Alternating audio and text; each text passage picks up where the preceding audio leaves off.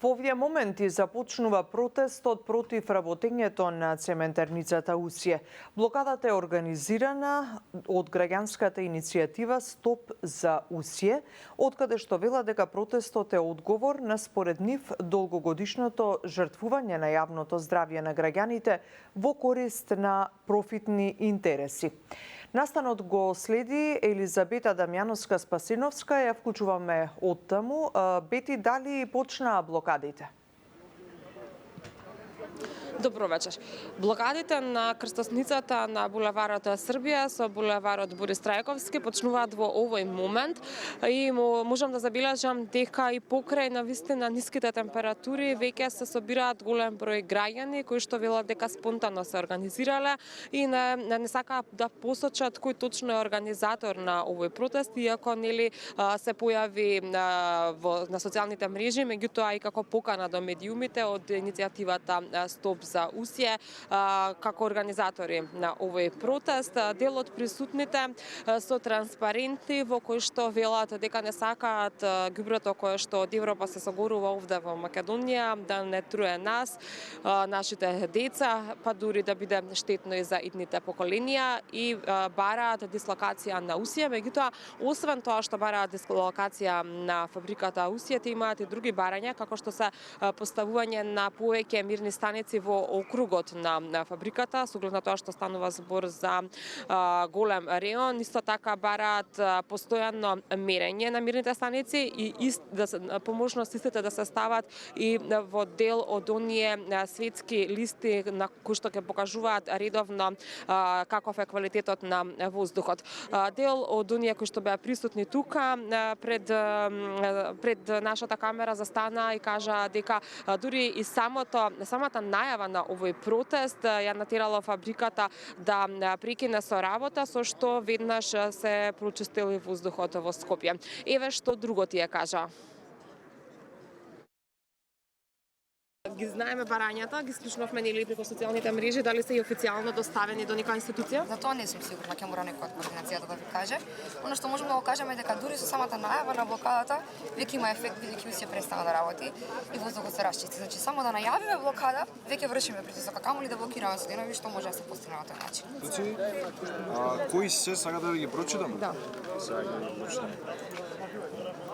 Значи вака, прво мерната станица што е од општина Кисела Вода во дворот на Усје што се наоѓа, која е поставена уште од 2023 година, а до ден денеска не работи, да почне да работи 24/7. И да се интегрира во јавните апликации што се како РКР и така натаму за загадување на воздухот и наместо PDF файл да се дава секоја недела, како што прават секој месец, да биде лайв, значи да се стрима лайв и да се постават повеќе мерни станици околу Усје, пошто нели е поголем простор. Втора работа е да се постави автоматски ЦЕМС мониторинг систем на оџаците на Усје и веднаш нели кога ќе покаже над дозволеното, веднаш да бидат казнети. Инаку денеска од фабриката Усје доставија и соопштение до нашиот медиум во кој што демантираат дека фабриката е причинител за загадувањето во Скопје. Во нивното обемно соопштение, меѓу другото, се вели и дека показател е дека не се тие причина за загадувањето е тоа што во летните месеци кога тие работат на максимум, всушност во Скопје нема загадување, а сосема обратно во зимските месеци кога не ги работат со пун капацитет, загадувањето е највисоко. Исто така во нивното соопштение се вели дека со самото тоа што имаат интегрирана дозвола за работа која што им е издадена од Министерството за животна средина, самата дозвола им наложува постојано мониторирање и контролирање на издувните, односно на гасовите кои што се пуштаат од оџаците на фабриката. Тука би сакала да издвојам дел од нивното соопштение во кое што се вели Титан Усје работи согласно најдобрите достапни техники во производството на цемент. Технологијата која се применува во Титан соодветствува со најдобрите компании. Целосно ги отфрламе неоснованите обвинувања кон Титан Усје кои се невистинити и не се заснуваат на факти и на научни податоци. За жал и овој пат компанијата се користи како изговор за неосновани организовани напади, иако реалните, научни и мерливи факти јасно укажуваат дека причините за загадувањето треба да се бараат на друго место. Од цементарница Усија исто така додаваат дека работата на Титан е континуирано контролирана од страна на Државниот инспекторат за животна средина.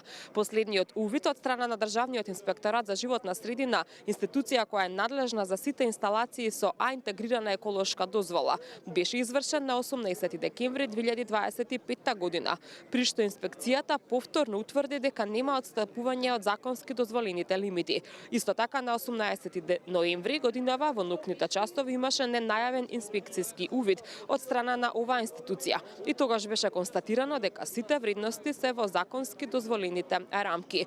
Исто така, ова е, како што кажав, дел од соопштението на цементарница Усија. Инаку, присутните кои што се овде вечерва велат дека ќе продолжат овие протести, но не најавуваат кои денови точно. Најверојатно тоа ќе се случува после празниците. А вечерашниот протест, како што рекоа, ќе трае се додека има луѓе на улица. Студио? Бети ти благодарам.